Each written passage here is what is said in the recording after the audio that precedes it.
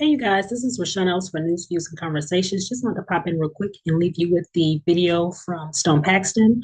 It's the clip from Tough News.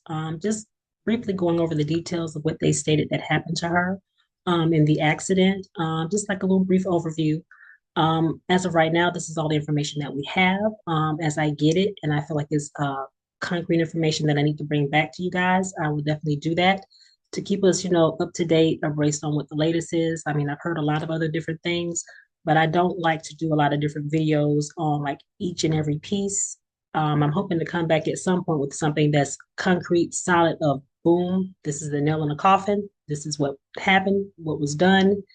And that way we can go ahead and close this chapter and let Miss Angie Stone rest in power because she so deserved that. She deserves so much because she gave so much to the industry, to other artists that she helped to, teach and, train and, give them different pointers on how to become a successful artist.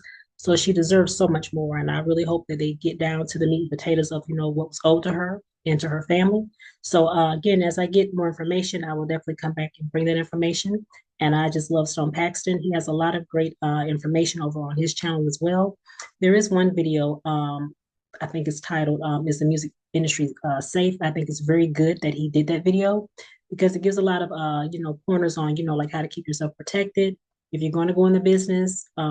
Also, and not being desperate because it seems like in a lot of situations that some people have been desperate, not Ms. Angie Stone, but in other cases that we've heard, people have shown being desperate, and that's how they've gotten a lot of raw deals and trying to enter into the business. So he's very informative on the industry itself, the do's and don'ts. So definitely go and check out his channel, Stone Paxton.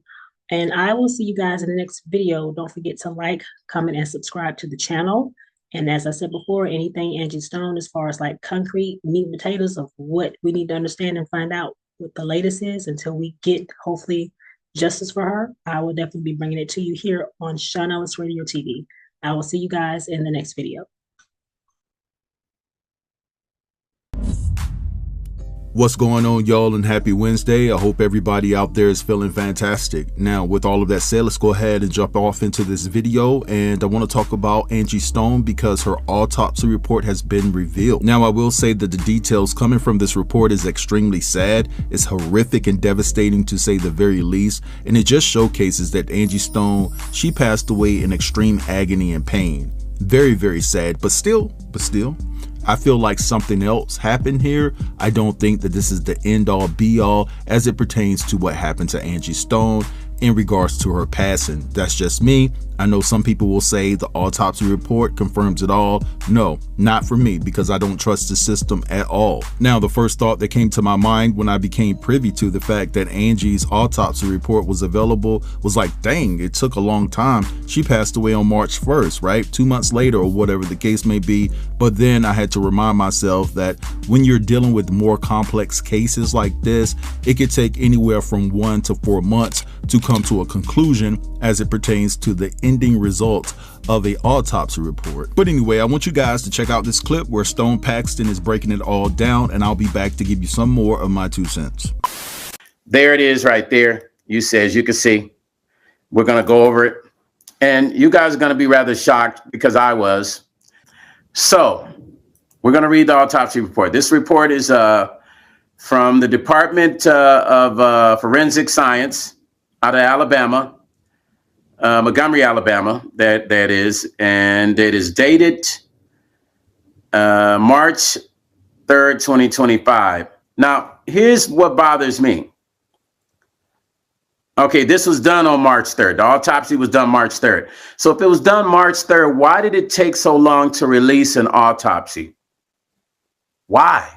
It happened on the 1st. They did the autopsy 2 days later. I know the autopsy was done early because I talked to this detective called Detective Panther from Alabama. He told me it had already been done. He said he was waiting for the autopsy, right? But why was the accident on the 1st and autopsy was done on the 3rd? Why so long? And then we're just now seeing it appear. Why now? Why are we seeing the autopsy now? Why is now a good time to put out the autopsy? Why now? Why now is the question. Why not a press release to talk about the autopsy? We have it. Angie Stone. And here's the weird part, because you think they would have Angela Laverne Brown Stone, right? You think they would have that. County of death, Montgomery, age 63, race black, least dated Negro. I hate when I see Negro, you know, when they have it on the application, say race Negro. I don't know why I've always been bothered by when they do that, right? Female, length 63 inches, weight 160 pounds, healthy, beautiful woman. Final diagnosis is what it says on the autopsy. Final diagnosis. Okay, here we are. You guys ready for number one? Here it is. And there's just a lot of things I feel like that are missing in this report, but of course, this is not the police report. Remember, this is the autopsy report. Blunt force injuries. So we're going to break that down. Blunt force injuries.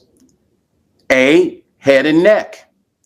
Conjunctival, it says pachia of both eyes, pachia of oral mucosis. I'm sorry. So conjunctional pachia of both eyes and pachia of oral mucosis. Now, it sounds like to me, that's like whenever there's some sort of strain going on, like, and there's not enough getting to, like, instead of the oral mucus, that's the mouth, which is the tongue. And then of course the eyes. So like something that's, you're being strained or something, right? And it's causing like a strain, and you get these like blots and patches on your tongue or your eyes from being strained. Like when a person gets, you know, I'm not saying that's what happened because we're going to go through reading it, but if a person gets, you see that in their eyes, right? They get these blots in their eyes. That's from the vessels and the veins and stuff being strained, right? B, torso, minor abrasions. Number 2, fractures of lateral left ribs, 4, 5, and 10. Okay, number 3 says fractures of the interior 2nd through 6th left ribs. Okay. Number 4 says laceration of spleen with associated hemoperitoneum. Number 5 says lacerations of right ventricle of heart with associated pericardium, hemopericardium. I'm sorry. So I'll read that again. Number 5 says lacerations of right ventricle heart with associated pericardium. Okay, pericardium. There it is. I'm sorry. This is all medical words, so you got to really dig deep and make sure you say them right. C, category C, extremities. Number 1, abrasions of a right shoulder region. That's right here, you guys. Number 2, abrasions of both knees. Y'all starting to paint the picture now. We starting to get close to, you starting to see the picture, possibly what happened. We're going to get to it. Number C. Number D, excuse me. D, history of motor vehicle crash. Y'all ready? History of motor vehicle crash. Descendant found pinned beneath the vehicle. So she was pinned. So this is my assumption. When the van flipped, when the van flipped, and then it finally made its final destination land, because it doesn't say it in here, this is my assumption. She got thrown probably out of that side window where she was sitting, and she was pinned under. Because it says she was pinned. I'm reading it. It said history of motor vehicle crash and descendant found pinned beneath the vehicle. So that means beneath the ground in the vehicle she was pinned. So that explains when they talked about the eyes and the mucocus, that's the tongue. It had, you know, the dots. What it gets is like red and purple dots on the tongue, and the same thing in the eyes that comes from the circulation being cut off. Like, because you got to remember, think about all that pressure that was on her. the vehicle, all the pressure that was on her, that van, the Sprinter, all the pressure laying on her. Now, I'll tell you what was told to me. I've never revealed this. That morning of the hospital conversation with Shayna didn't say too much, but then later on that day, I get a phone call, and these are the things I was told. I was told that Angie was screaming. Now, this is the first time I'm sharing this, that she was yelling for help. She was yelling for help. She was screaming. She was yelling for help. Now this makes sense why she was yelling for help. They said she was yelling. This was told to me. I never shared this, but now I'm putting two and two together. She was yelling for help. It makes sense. She's pinned. She's asking for help. She's barely breathing. It's crushing her her ribs. I just broke it down to you how many of her ribs were broken, right? Her eyes were probably, she's having a hard time seeing because that heavy van was putting pressure on everything. It was cutting blood circulation off. So that's going to happen. She wanted it off of her. She was asking for help. Maybe this is why nobody could help, because trying to imagine lifting a Sprinter. But they do say whenever you're in a situation and there's fear, you get the strength of how many animals to be able to move something. So I think if enough people came together, they could have lifted that Sprinter off of her. That's just my opinion. That's just my opinion. I feel like they could have lifted it. If everybody in that band came together and tried their hardest, they could have lifted it. Okay. Now also goes into the natural diseases that she had. Hypertension, cardiovascular disease. That's A.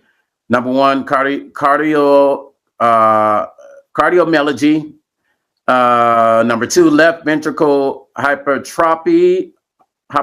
I'm sorry. Number three, nephroclerosis. I actually got to look that up because I don't know what that means. Number B is it says cardiovascular disease. One, calcific coronary artery disease. Number two, aortic, iliac, and mesenteric atherosclerosis. I got to say it right.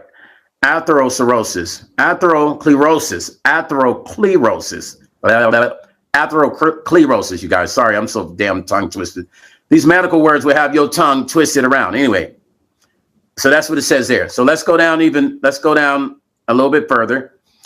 It says Angie Stone, here's the case number, says dense abrasions of both pleural cavities, dense adhesions of both pleural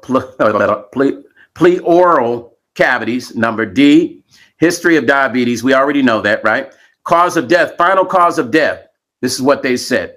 Traumatic asphyxiation. Traumatic asphyxiation. All right, there we are. All right, so you guys just heard all of that, and I encourage you guys to go to Stone Paxton Music and Life Vlog here on YouTube to get the full rundown. Now, again, listen, I'm pretty sure that the reason why it took them so long to come out with this autopsy report is that they're going to say that they did an extensive investigation to come up with the conclusion that they came up with, right? And because of the amount of attention that Angie garnered, being a legend within the Black community, let's put her music to the back burner. We know that was great. She's a legend within the Black community. They knew that they had to present themselves as if they did their due diligence to come up with some type of excuse. Listen, I'm not buying all of this. I still have questions about this, because ultimately at the end of the day, you cannot explain to me, or any rational human being, right, why were all the passengers that were on that Sprinter van with Angie made to sign NDAs immediately after the wreck? We don't know the conditions of any of the passengers or what injuries they sustained from that wreck. Hell, for all we know, they could have walked away from the wreck unscathed. Now, I know that there's been certain reports that somebody had a brace here and a brace there, but still the overall details are just a mystery to all of us, right? But before I go any further with my analysis, I'm going to touch base with somebody that's close to this situation, and I want you guys to feel free to drop down in the comments and let me know what you think about all of this. Don't forget to like, comment, share, and if you're new here, consider subbing to the channel. I'll get with you guys later. Yep.